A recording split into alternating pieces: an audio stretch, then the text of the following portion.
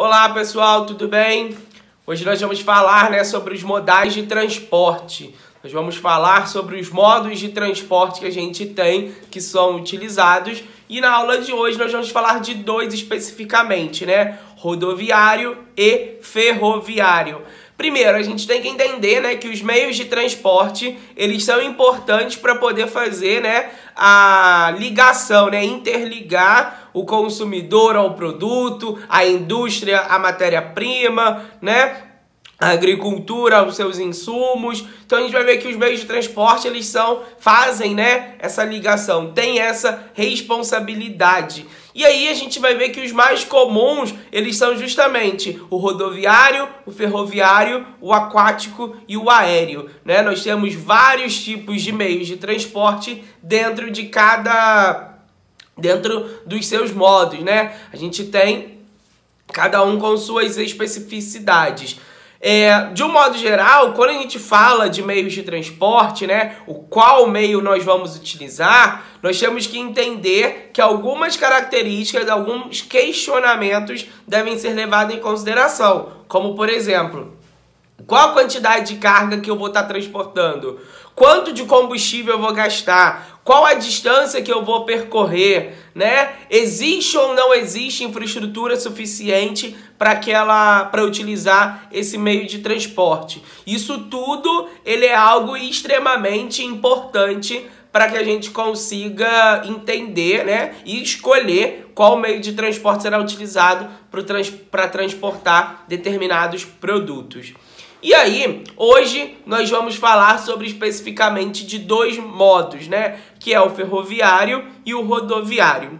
Primeiro, quando a gente fala do transporte rodoviário, eu já vou entrar aqui falando de Brasil, A gente vai ver que o rodoviarismo no Brasil, ele é antigo, porém ele teve força de uma forma muito recente, A gente vai ver que a primeira rodovia que vai ser criada vai ser pelo Mariano Procópio, que vai ser a ligação de Petrópolis e Três Rios até Juiz de Fora, em Minas Gerais, Vai ser criada em 1861, tem esse objetivo de ligar essas duas cidades até a cidade de Juiz de Fora, em Minas Gerais. O que ocorre é que o rodoviarismo só vai ganhar força a partir de 1950, a partir da década de 50, quando o JK, Juscelino Kubitschek, ele vai ser presidente do Brasil. Ele ganha as eleições depois da morte de Getúlio Vargas, e aí então a gente vê que essa força do rodoviarismo entra Brasil adentro. Por quê? Porque a gente vai ver, principalmente, que o governo do JK abre o Brasil para os investidores estrangeiros. Então, várias empresas montadoras de carro querem vir para o Brasil e carro precisa de rodovias para poder andar, Então, a ideia do rodoviarismo no Brasil está relacionada com essa questão do JK.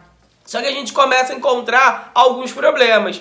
Primeiro, porque a gente vai ver que o rodoviarismo, de fato, ele é um meio de transporte, um modo de transporte que ele é mais barato na sua implementação. Só que a sua manutenção não é tão barata e você precisa fazer essa manutenção periodicamente. Senão a gente esbarra nos problemas que a gente tem no Brasil hoje, que são as rodovias com má conservação, Várias rodovias no Brasil têm estado de conservação péssimo. Junto disso, a gente vai ver que o aumento da poluição começou a aumentar cada vez mais por conta do aumento do rodoviarismo, Em relação a ferrovias, em relação ao sistema ferroviário, a gente vai ver que esse sim é um sistema bem antigo no Brasil, que já funcionou a pleno vapor de uma forma benéfica, tanto para a questão econômica quanto para a questão da população.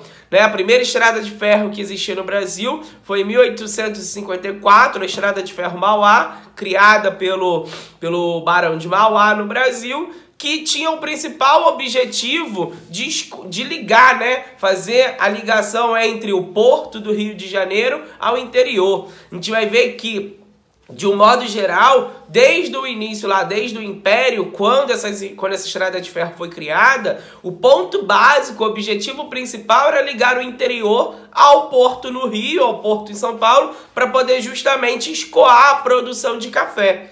Até 1930, 1950, a gente vai ver que a ferrovia ela teve grande importância no Brasil por representar essa função, por escoar o café no Brasil, né? Por ter essa grande função. O que a gente vai ver é que como a ferrovia ela é extremamente cara para poder ser implantada, se comparado com a rodovia, ela acabou sendo colocada de lado. E aí, então, a gente vai ver que, em contraponto, se a ferrovia é cara para implantar, ela, porém, é barata para se manter, né? A manutenção dela é mais barata do que de uma rodovia.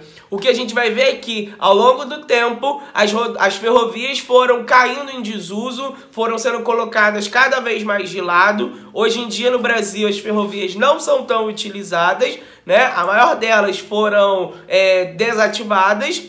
A maioria delas foram desativadas. Hoje a gente tem uma baixa malha ferroviária, podendo ter uma expansão muito maior desse tipo de meio de transporte.